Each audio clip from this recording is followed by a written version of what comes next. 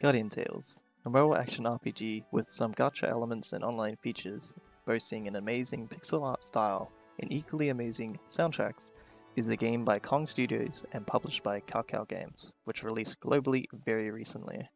You start off your adventure as a passionate new recruit who has just passed their exams, training to be a Guardian of Canterbury, though suddenly the castle is attacked by an unknown foe which has begun invading the world. It becomes your task to stop them by traveling the world seeking heroes to help fight back.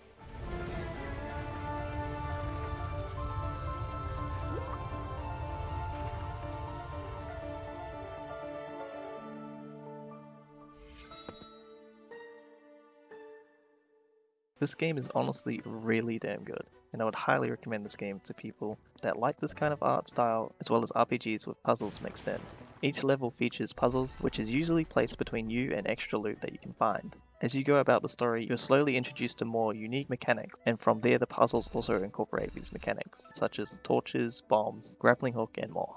Usually you will unlock things like the grappling hook later on, and go, oh, so that's what I needed before to reach that chest, which can be both good and bad. Bad for those that would rather 100% a level as they go, but good in the way that it gives you a reason to go back to those old levels and find more items and areas. You can also go back to old worlds and redo them on higher difficulties called Nightmare and Hell.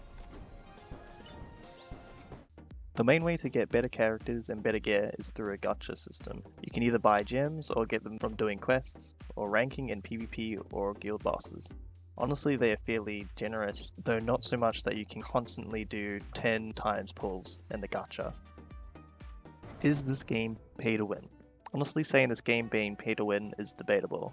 What I mean by that is that you can definitely buy power, but this game doesn't have much in the terms of online. There is PvP called the Coliseum and the Arena, but with the Coliseum you can see your opponent's DPS and toughness before you pick the fight, so you can usually just avoid fighting those people with insane power.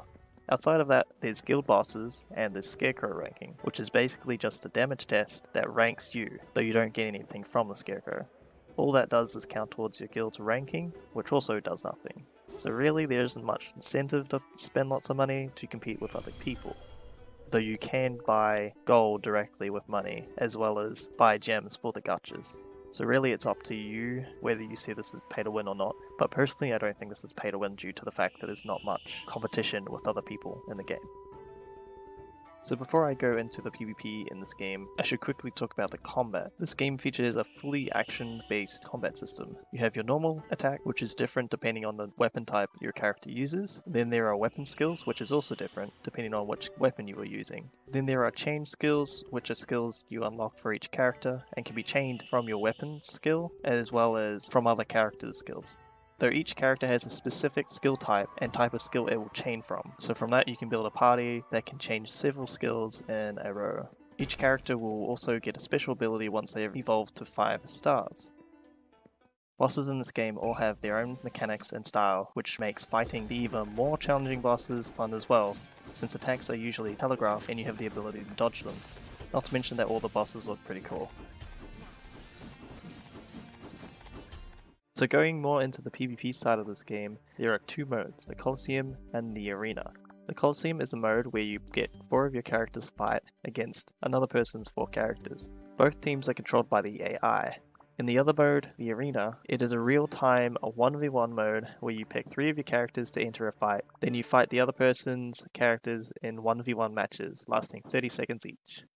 Like I said before, this is in real time, so you are fighting another person instead of it all being controlled by the game's AI. Though sadly the arena is locked behind a certain time for some reason. Not sure why they chose to do this, and I haven't been able to play the arena yet due to this.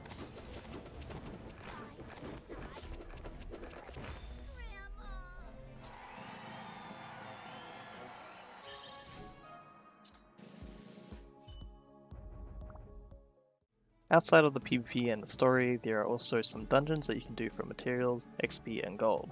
There is the Rift, which is for XP, gold items, awakening and evolution materials. Then there's the Tower, which is basically a dungeon with a lot of floors that you can complete one by one for different items, and as you get higher in the tower, the item drops are better.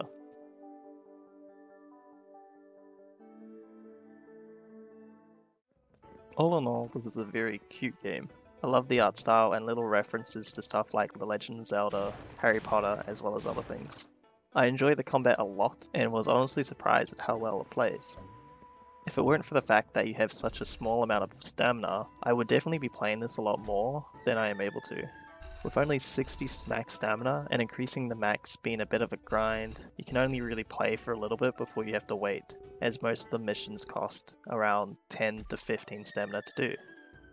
So hopefully this video was helpful for anyone looking for a new game to try out. I highly recommend this game for people to play on the side or at least give a go. For those that made it to the end, I highly appreciate it and thank you for watching. Like I mentioned in the last video, if anyone has any tips or advice for me and creating content, then please feel free to comment below.